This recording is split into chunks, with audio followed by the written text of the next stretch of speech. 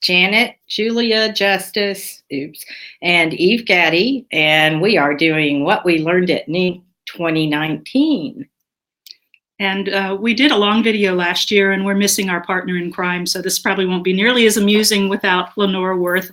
Also, hi, Lenora. Sorry you had to leave early, but we would like to go over just a few things that we found really interesting and helpful at Ninc, and hopefully we'll be able to transmit some of this to our readers and make our books even better. So, Eve, you're on. Oh, I didn't realize I was first. One of the first things I did was I went to an SEO workshop, and in case you don't know what that is, it's search engine optimization, and this is so that Google, etc., can find you and hopefully put you up high, like when you type in your name. This is actually more for authors than readers, but when you type in your name, it will come up as your website rather than something totally unrelated that you're like, why did they do that? Well, that's also important for readers too, because if they've read a book of yours and they want to go to your website and find all your other books, you want to make sure that when they type your name in, your website is the first hit that's going to come up. So you're saving your readers time when they want to learn more about you. And that's important because, as we know, all of us are so busy. If you're trying to look for something on Google and what you want doesn't come up right away, you'll probably say, oh, well, I'll do this later.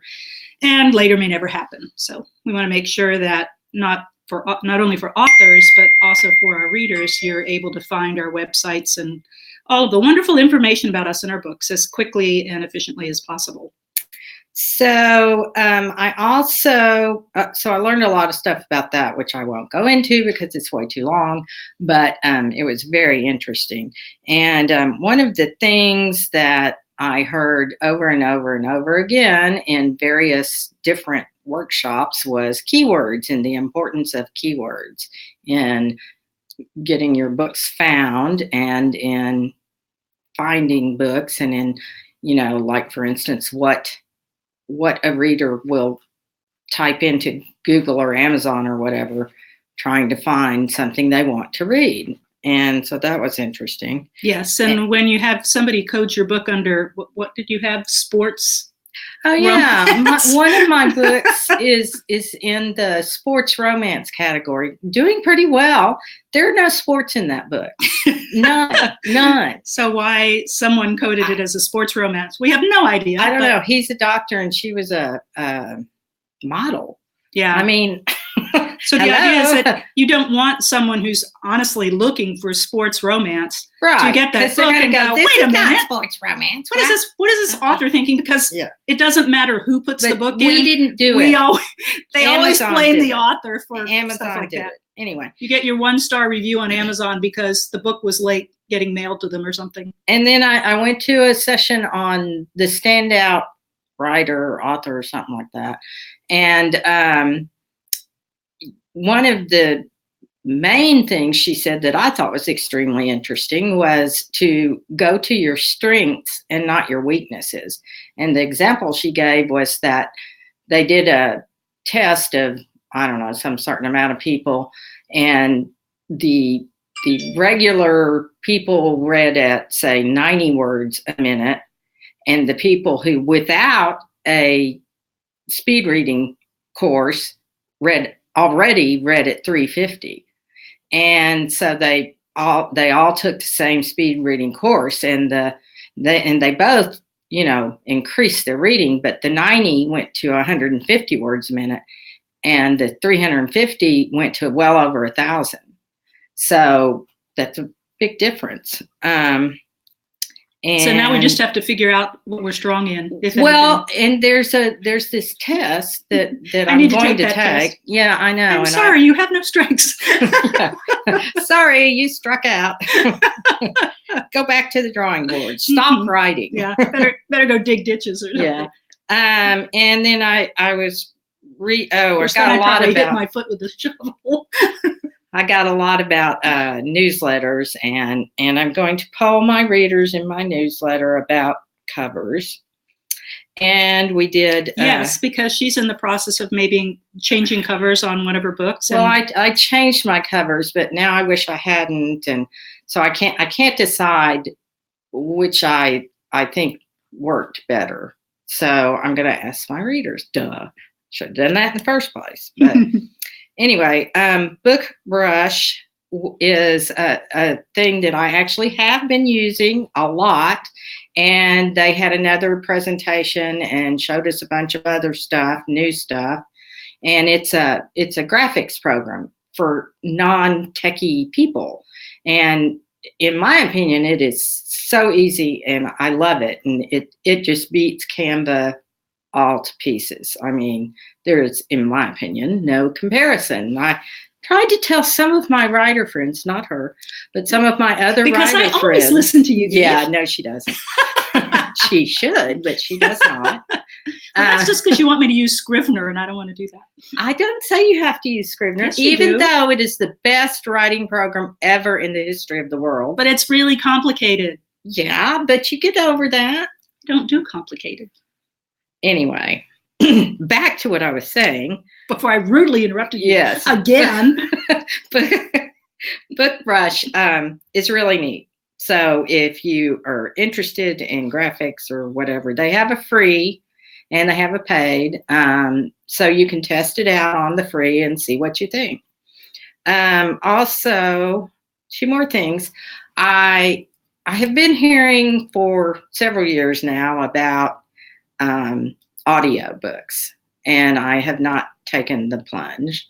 I have a series, and we talked to both BookBub, who is now partnered with Findaway Voices, and I heard them last year and was really impressed, but then I never did anything. So this year I talked to them again, and I went to these sessions, and so I'm going to try. I've submitted my first book in my series to see what I can do about that. So I may be having audiobooks. So that's another thing you can poll your readers about. How many of you love audiobooks? Yeah, see, I don't use audiobooks, but I know people like the lady that's done my hair for so many years. She does nothing. She reads nothing. She listens to it on audio, and she gets them from her library. So that was another thing I went to was D2D, and they talked a bunch about libraries, and that was interesting to me too. And then there was the story world, and a lady who kind of fell into working on basically story Bibles. Like in my series, I have several series, and she goes through and basically puts down everything you need to know about that series. And my problem, and I do kind of do this in Scrivener, it's just not as organized as I wish. But not organized? Eve, not organized? I can't imagine. This is my smart ass friend. Can't you tell why we love each other? Yeah. Anyway, let's see. Where was I? I was your smart discussing something. Yeah, it wasn't my smart ass friend. It was your story world. Story world, yes. Anyway, I noticed in the last book, I'm on the fourth book in this series, that I can't remember. Well, when this guy was in another series, the hero of this one, it was in a previous series, and I didn't remember what his eye color was, and I didn't remember, or I kind of remembered his hair color because I have a picture. You know, the guy in SEAL Team, the younger guy, Clay? This is my hero. Love this guy. So anyway, take it away, Janet. Well, I don't think I have quite as many as Eve. There was a track for making your books better, which was really helpful. And one of the editors, who's the sort of the owner and founder of Entangled Publishing, and they usually pronounce her name Liz Pelletier, but to me, with a French background, it's Liz Pelletier. But she had some really good suggestions for how to improve stories if you get feedback from readers that a character, say, is unsympathetic, or that your plot drags, or various other things. She has a structure for the story and says, well, if your character's unlikable, you didn't introduce them well in the very first, so you need to go back there. And these are some of the things you can do. And I particularly like this one. If you have a character that starts out really abrasive and you're going, but the readers will love them by the end of the book, and you go, she says, well, they won't read past the beginning if you don't make them more. Why did you turn out all the lights? Now I'm in the dark. Are you in the dark? Yes. Well, I'm always in the dark, but now I'm really in the dark. Now, she said that. Well, it was clearing. Yes, these are some concrete things that you can do to make that character still be true to the way you envision them, being not very sympathetic at the beginning, but give them some characteristics that readers can identify with, so that they won't be immediately turned off by the character and decide not to read the book. So, for instance, she calls it a pet the puppy moment. If you can show that despite sort of being abrasive and seemingly unapproachable with the other people, the character still has vulnerabilities and they still have sensitivities and they do have a sort of compassion. Maybe it's just been buried under layers of hurt and disappointment. But she had some really nice concrete suggestions like that. So hopefully you can avoid disappointing readers by giving them a character that's not what they expected, and then they don't want to read the book, and then they give you 1-star reviews on Amazon about, normally I like this author, but this book was terrible, and this character was unsympathetic. And I've never read anything I disliked as much as this book, which is always fun to hear.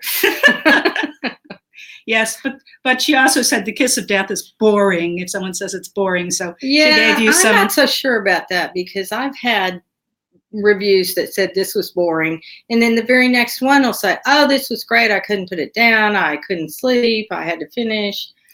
Very next review. So well, I mean, that's very personal. Yeah, well, I'm hoping not, because I have on my new book that just came out mostly good reviews and one that said it was boring. So you ignored the boring one. Well, that's not me ignoring it. It's what other readers who are looking for book recommendations. If there's one boring and 15 good ones, oh well. Obviously, that person is not your reader for that book. To pull my readers about that. If you saw one review that said it was boring but the rest were okay, would you go ahead and read the book anyway? Tell me what happens. I will. So there was some really good craft sessions this year. I went to some of the Amazon number sessions, to me, just because it's fascinating. A lot of the indie authors do a tremendous amount of advertising, and they do all this mathematical calculation that makes my head hurt, but indicating how they drop prices on books and when they drop prices and where they move the book and all of that sort of thing. And for a traditionally published author, we have no control over pricing, so we really can't do all of that stuff. But it's interesting to read about. But I think probably the takeaway, other than the graphics program update, which was great because now it gives us even another tool to make images with some really nice videos. You can make like smoke come in behind your thing. Flames. Yeah. I'm gonna try that. Yeah, well, I think that might work a little better, not for historical. If you got flames coming up in your historical, they figure your people are in trouble. But so the graphics program gives us a way to put our book cover on some really nice professional photographic images that will work well on creating memes for Facebook and that sort of thing. And also, we both were fiddling around with new Facebook covers for our Facebook pages, and which I have not done yet. But they make a very nice program for doing that. And then I think the last takeaway, and the one to me that is the most fascinating, and sorry readers, but you're going to get a poll on this too, is there was a man who works basically in the entertainment industry. His background is, although he's also an author and creator, but he works in putting together products across a range of platforms. And the multimedia approach is not new. You've all seen like Star Wars that came out as movies and then had books and had action figures. But he said the big picture, the big idea thing is that you come out with, in our case as an author, a book, but in order to reach a wider audience, because we're all competing for people's eyes and ears, their entertainment time, because there's so many choices, not just from people who traditionally have created choices like authors and songwriters and movie makers and all that, but also, regular individuals are putting up millions of photos on Instagram, and they're making videos and posting them on YouTube. So there's this enormous collaboration of content that's available pretty much to anybody, anywhere in the globe, any time of day, 24/7. So how, as a content creator, do you compete with that, with this amazing noise of products? And his theory is in the future, because we're creating consumers. If you look at your average 10-year-old, you know, they're an expert at video, and they can see from what? Hurry up. Okay. We've already gone over 15, 16 Oh, we have? minutes. Okay. Yes. All right. Well, I'll finish it up. The idea is that you take elements of your story and you move them like a spinoff of a secondary character or an unanswered question, and you describe that character or answer that question, say in a song or a poem or a cartoon or a podcast. And so each of those markets appeal to different consumers who may or may not go back and read your books, but it's a way to expand the storytelling experience off multiple platforms. So I'm going to be looking into that. All right, I'm done. And I'm going to poll people on whether you like these live videos or could care less. So thank you for listening, or for not listening. Anyway. Well, don't thank them for not listening because they don't hear it. Okay, that's true. Anyway, that was our good experience at Ninc. We love Ninc, and we will be back. Okay, bye. Bye. Oh, shoot. See, I said shoot and not the other. Good, you're Stop. Oh, okay. Now we need to go. wait, I don't think we're stopped.